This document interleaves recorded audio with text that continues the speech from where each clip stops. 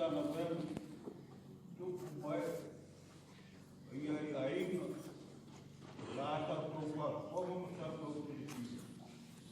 Nineia, ia ona o pau o me mata o, tana la ma sioma, sa ko ta kwa, venga Yesu ke to ta ko, la e to toia, ia ta ko. Ole la unga e sua fortuma lealo para amen. La maua te uku tato te maka u pau patati ai. Ta releite tu sia maleko. I sile e fai uku e lua tu furu malpi. Lua tu furu maleon. La fai na ma tato matua. Se hace agua, se ale mea, pe a fai na te maua le laro langi uma, e mauru nola. Se a foi se mea e a watu e te tongi ai no. Ore tatu matua na. Se hace mea e te tongi ai no.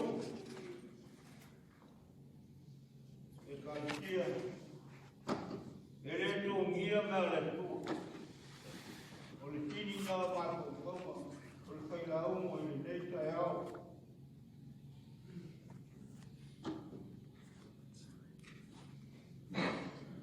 Apato mako pau,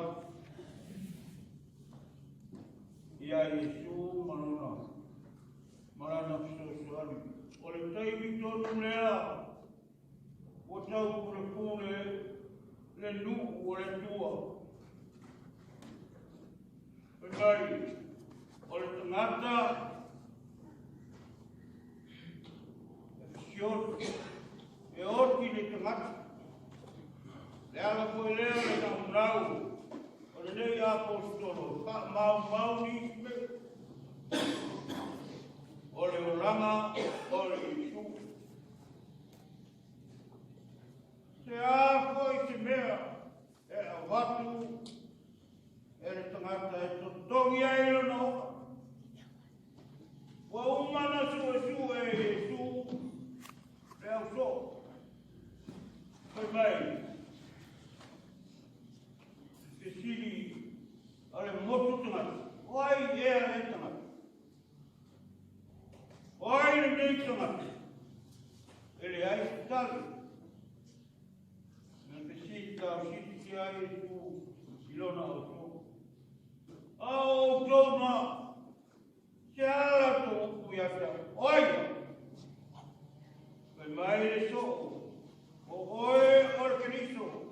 O le alo le tua so tua. Mana tu mai le ta tua. Se a se mea. E vatu toki ai.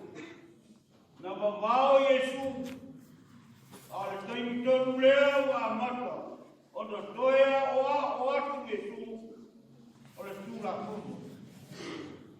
Au kia e loto maula, wala tau te ilo atu le. Se upu tau mata, ila ngana na mare tatau loa.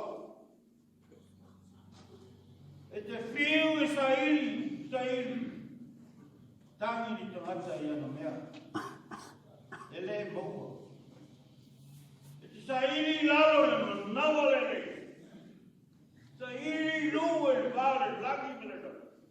Nga kata e mawai. Te mawai e me toki ai o. Te a inga o le tua. Ile nei tai au. Ele ai se mea tako ta i ai. E uma tato tupe, e uma malo se sua le mea faile lalo. Ta ili ele manamole. Ah, e vale au. Pai vai le tali le matana. Deo tio fero ki. De tuka mau e fero manu. Aua te pai mai la tia. O te le ialu ilo te maa, mara o to te maa. ole tua ke au na no tato dia. O mena ki tongi aki to.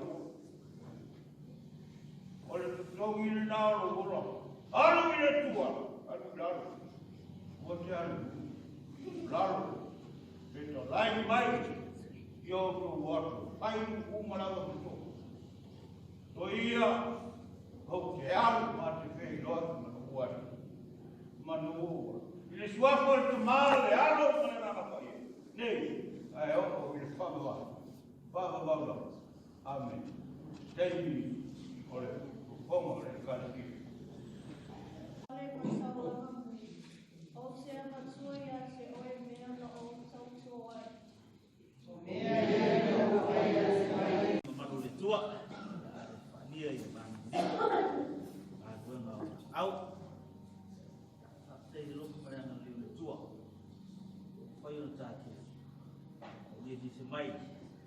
Salon tolong dari sini, kalau satu melanggar sang, ya koi rumah koi ni tua satu pasangin satu pakolo, ya koi ada besok, Afioga ya Fuimaono, satu suyu rumah ni tahu, ya kalau biinga ya Filifili tiada, nei mata tahu seyo bal, ya nau fungal satu karsia, sini si Filifili ya.